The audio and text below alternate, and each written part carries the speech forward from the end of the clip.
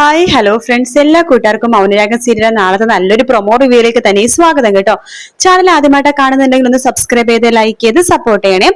അങ്ങനെ നാളെയാണെന്നുണ്ടെങ്കിൽ കോടതിയിൽ ആ നവീൻ വക്കീൽ ഓരോന്ന് ചോദിച്ചുകൊണ്ടിരിക്കുകയാണ് CA മാർട്ടിന്റെ അടുത്ത്. അപ്പൊ ഇങ്ങനെ CA മാർട്ടിൻ പറയുന്നുണ്ട്, ഞങ്ങൾ വേലായുധന് എതിരായിട്ടുള്ള ഒരു ചെറുവിരൽ പോലും അനക്കിയിട്ടില്ല, അയാളുടെ ദേഹത്ത് ഉപദ്രവം ഒന്നും ചെയ്തിട്ടില്ല എന്ന് പറയുമ്പോ നവീൻ വക്കീൽ പറയുന്നുണ്ട്, പുറമെ നോക്കുമ്പോ ഉപദ്രവിക്കാത്ത പോലെ തോന്നുന്നുണ്ടെങ്കിലും ഇന്റേണലിൽ നല്ല രീതി തന്നെ അടിയും കിട്ടിയിട്ടുണ്ട് യുവർ ഓണർ എന്ന് പറയാണ് നവീന്. ശരിക്കും പറഞ്ഞാൽ വേലായുധനൊന്നും ചെയ്തിട്ടൊന്നുമില്ല. നവീൻ വക്കീൽ ചുമ്മാ ഒരു കള്ളം പറയാണ്. അപ്പൊ CA മാർട്ടിൻ അതൊക്കെ എതിർത്ത് പറയുമ്പോഴേക്കും നവീൻ പറയുന്നുണ്ട്, അല്ല നിങ്ങൾ കുറെ നേരെയായി പറഞ്ഞത് വേലുവാണ് ഗംഗപ്രസാദെ തലക്കടിച്ചു കൊന്നേന്ന്, അല്ല വേലായുധനാണ് തലക്കടിച്ചു കൊന്നേന്നുള്ളത് നിങ്ങൾ എങ്ങനെയെങ്കിലും ഉറപ്പായിട്ടും പറയണത്? അത് വേലായുധനെ തന്നെ സമ്മതിച്ചതാണ്.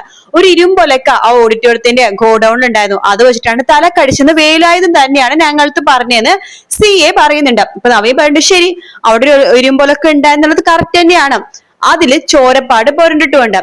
പക്ഷെ അതില് വിരലടയാളങ്ങൾ അത് വേലായുധന്റെ ആണെന്ന് നിങ്ങൾ എന്തെങ്കിലും ലാബിൽ കൊണ്ടുപോയി ടെസ്റ്റ് ചെയ്തോ? അല്ല അങ്ങനത്തെ ലാബ് റിപ്പോർട്ട് എന്തെങ്കിലും ഉണ്ടോ? ഉണ്ടെങ്കിൽ കാണിച്ചാ, ഞാൻ അങ്ങനത്തെ ഒന്നും കണ്ടില്ലായിരുന്നു എന്ന് നവീൻ പറയുമ്പോഴേക്കും CA ഒന്നും മിണ്ടുന്നില്ല കേട്ടോ. ആ സമയത്ത് നമ്മുടെ നവീൻ പറയുന്നുണ്ട്, യുവർ ഓണർ, ആ ഇരുമ്പ് വടിയില് ഉള്ള വിരലടയാളങ്ങൾ വേലായുധന്റെ അല്ല എന്ന് പറയാണ്. അത് കേൾക്കുമ്പോഴേക്കും കിരണും രതീഷും വേലും ആകെ ഞെട്ടിപ്പോട്ടോ. അപ്പൊ വേറെ ആരുടെ വിരലുണ്ടല്ലോ, അത് ആരുടെയാണെന്ന് അറിയാൻ വേണ്ടി 3 പേരും ആകാംക്ഷയോടെ നിൽക്കാണ്. അപ്പൊ നവീൻ പറയണ്ട്, അത് വേലായുധന്റെ അല്ല എന്ന് ഉറപ്പിച്ചു പറയാണ്. പക്ഷെ വേറെ ആരുടെയാണെന്ന് പറയുന്നില്ല. അത് വേറെ ആരുടെ അല്ല, നമ്മുടെ പ്രകാശന്റെ ആണെന്നാണ് പറയാൻ പോണത്. അത് നാളെയല്ല, ഈ കോടതിയുടെ അടുത്ത വിചാരണ സമയത്താണ് പ്രകാശൻ ഈ കുറ്റം ഏൽക്കണേ കേട്ടോ. ഇത് ഞാൻ പറഞ്ഞതല്ല, ഇതിന്റെ ക്ലൈമാക്സ് പ്രൊമോയില് അവര് തന്നെ പറഞ്ഞതാണ്, പ്രകാശനാണ് കുറ്റമേറ്റ് ജയിലിലേക്ക് പോകുന്നതെന്ന്. അങ്ങനെ അടുത്ത പ്രാവശ്യം അത് പ്രകാശനാണെന്ന് പ്രകാശൻ തന്നെ കുറ്റം സമ്മതിക്കാൻ വേണ്ടി പോണത്.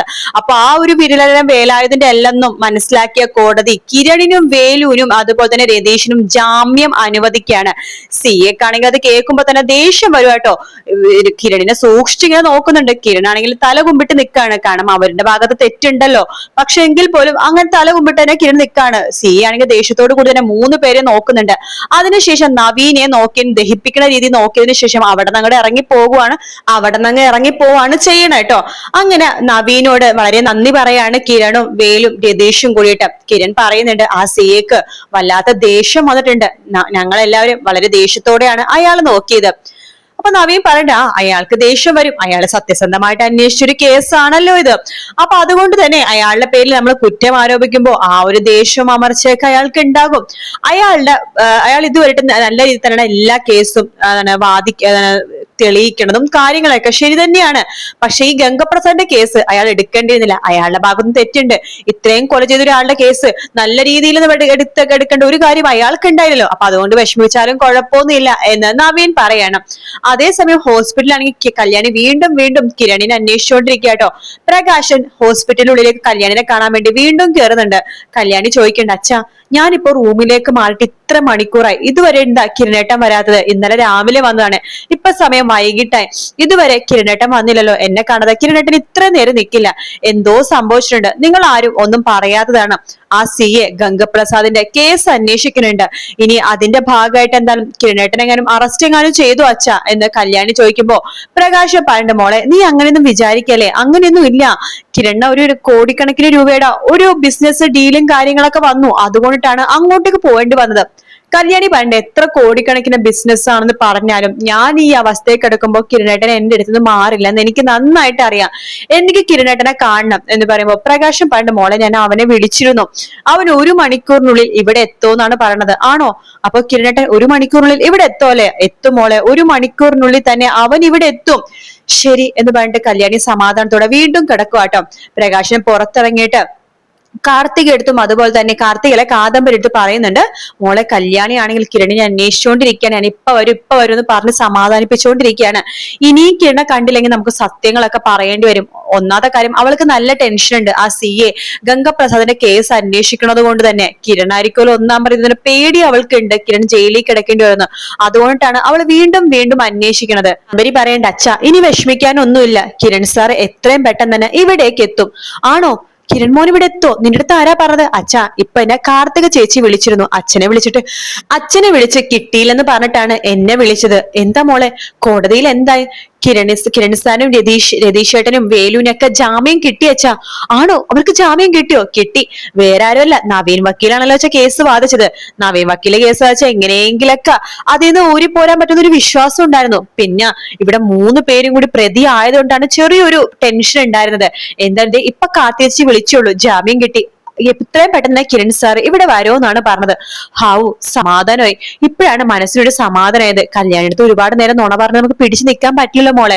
അവൾക്കാണെങ്കിൽ നമ്മൾ നുണ പറയും തോറും അത് നുണയാണെന്ന് മനസ്സിലാവും ചെയ്യും. നമ്മൾ എത്രയൊക്കെ സത്യത്തിന്റെ രീതി പറയാൻ നോക്കിയാലും അവൾക്കത് മനസ്സിലാവും. എന്തായാലും കിരൺ മോൻ ഇപ്പൊ തന്നെ ഇവിടെ എത്തുമായിരിക്കും അല്ലെ? എത്തുവച്ചാ പെട്ടെന്ന് തന്നെ എത്തും എന്ന് പറയാണ്. ഹോ, സമാധാനമാണ്. ഇപ്പോഴാണ് ഒരു സമാധാനമായത് എന്നൊക്കെ പറഞ്ഞ് പ്രകാശ് സമാധാനത്തോടെ നിൽക്കുന്നുണ്ട്. അതിനുശേഷം ചന്ദ്രസേന നവീൻ വക്കീലിനെ കാണാൻ വേണ്ടി പോകുന്നുണ്ട്. നവീൻ പറയുന്നുണ്ട് വളരെയധികം നന്ദിയുണ്ട്, മക്കൾക്ക് ജാമ്യം തന്നതിൽ വളരെയധികം നന്ദിയുണ്ടെന്ന് പറയുമ്പോൾ നവീൻ പറയുന്നുണ്ട്, അതെ സർ, എനിക്ക് വേറൊരു കാര്യം പറയാനുണ്ട്. ഇപ്പൊ ജാമ്യം കിട്ടി ശരിയാണ്, പക്ഷെ ഈ കേസിന്റെ തുടർ വിചാരണ നമുക്ക് 2 ആഴ്ച കഴിയുമ്പോഴേക്കും വീണ്ടും ഉണ്ട്. ആ സമയത്ത് ആ ഒരു വിരലടയാളം അത് ആരുടെയാണെന്നും അത് അയാൾക്കുള്ള ശിക്ഷയായിരിക്കും ഇനി വിധിക്കുന്നുണ്ടാവാം. അപ്പോ ഒരാള് എന്തായാലും കേസ് ഏറ്റെടുക്കേണ്ടി വരും എന്ന് പറയാണ്. ചന്ദ്രസേനൻ പണ്ട് ഞാൻ ഏറ്റെടുക്കാം എന്ന് പറയാണ്. അയ്യോ സാർ ഏറ്റെടുത്ത അതിനൊരു കണ്ടിന്യൂറ്റി ഉണ്ടാവില്ല. അതുകൊണ്ട് സാറിന്റെ ഒരു ശരിക്കുള്ളൊരു പോരാളിയല്ലോ ഗംഗപ്രസാദും സാറും തമ്മിൽ അത്ര വലിയൊരു ശത്രുതയും കാര്യങ്ങളൊന്നും ഇല്ലല്ലോ. ഗംഗപ്രസാദിന് തൊട്ടടുത്ത ശത്രുവായിട്ടുള്ള ഒരാൾ തന്നെ വേണം ഇത് ഏറ്റെടുക്കാനായിട്ട്. എങ്കിൽ മാത്രമേ അവർക്ക് പൂർണ്ണമായിട്ട് ഈ കേസിൽ നിന്ന് ഊരിപ്പോരാൻ പറ്റൂന്നേ ഞാൻ പറയുള്ളൂ എന്നൊക്കെ പറയുന്നുണ്ട്. അപ്പോൾ ഇപ്പൊ ആരാ കേസ് ഏറ്റെടുക്കാന്നൊക്കെ ആലോചിക്കുകയാണ്. അപ്പൊ കാർത്തിക പറഞ്ഞു ഞാൻ ഏറ്റെടുക്കാം. അതെങ്ങനെയാ മോളെ നീ ഏറ്റെടുക്കണത്? നിന്റെ കല്യാണം ആയിരുന്നില്ലേ? നിനക്ക് ഏറ്റെടുക്കാൻ പറ്റില്ല. പിന്നെ ഗംഗപ്രസാദിനെ പോലത്തെ ഒരാളെ തലക്കടിച്ച് കൊല്ലാൻ അത്രയും ഇതുള്ള ഒരാള് തന്നെ ആയിരിക്കണം എന്നൊക്കെ പറയണം. അവസാനം അത് പ്രകാശിനെ ഏറ്റെടുക്കാൻ വേണ്ടി വിചാരിക്കട്ടെ. അങ്ങനെ പ്രകാശൻ തന്നെയാണ് ഏറ്റെടുക്കുന്നത്. പ്രകാശൻ നവീനെ കണ്ട് പറയുന്നുണ്ട്, ഞാൻ ഏറ്റെടുത്തോളാം. ഞാനാകുമ്പോഴേക്കും പോലീസുകാരും കോടതിയും വിശ്വസിക്കും. കാരണം എന്റെ മോളുടെ ജീവിതവും എല്ലാം നശിപ്പിക്കാൻ അവൻ നോക്കിയത്. അപ്പൊ അതുകൊണ്ട് തന്നെ അവളുടെ ജീവിതം സുരക്ഷിതമാക്കാൻ വേണ്ടി ഞാൻ അങ്ങനെ ചെയ്തെന്ന് പറഞ്ഞാൽ കോടതി വിശ്വസിക്കില്ലേ നവീൻ വക്കീലെ എന്ന് പ്രകാശൻ ചോദിക്കുമ്പോൾ തീർച്ചയായിട്ടും വിശ്വസിക്കും. അങ്കിളിക്ക് ഇത് ഏറ്റെടുക്കുകയാണെങ്കിൽ തീർച്ചയായിട്ടും അങ്കിളിനെ എനിക്ക് ജാമ്യത്തിൽ പെട്ടെന്ന് എടുക്കാൻ സാധിക്കും. അയ്യോ, എനിക്ക് ജാമ്യം കിട്ടണമെന്നൊന്നും ഇല്ല വക്കീലെ. എനിക്ക് ജയിലിൽ കിടന്നാലും കുഴപ്പമില്ല. എന്റെ മരുമക്കളും സന്തോഷത്തോടെ ജീവിക്കണം, അത് മാത്രമേ ഉള്ളൂ എനിക്ക് എന്ന് പ്രകാശം പറയണം. അപ്പൊ നവീൻ പറയുന്നുണ്ട്, അങ്കിളിന് അങ്ങനെ ജയിലിൽ കിടക്കേണ്ടതിന് 10-14 ദിവസമേ കിടക്കേണ്ടി വരുള്ളൂ. അതിനുള്ളിൽ ഞാൻ തന്നെ അങ്കിളിനെ എന്തായാലും ഞാൻ ഉറപ്പ് തരണം. ഞാൻ അങ്കിളിനെ കോടതിയിൽ നിന്ന് ജയിലിൽ നിന്ന് റിലീസ് ചെയ്യും എന്നൊക്കെ പറയുന്നുണ്ട്.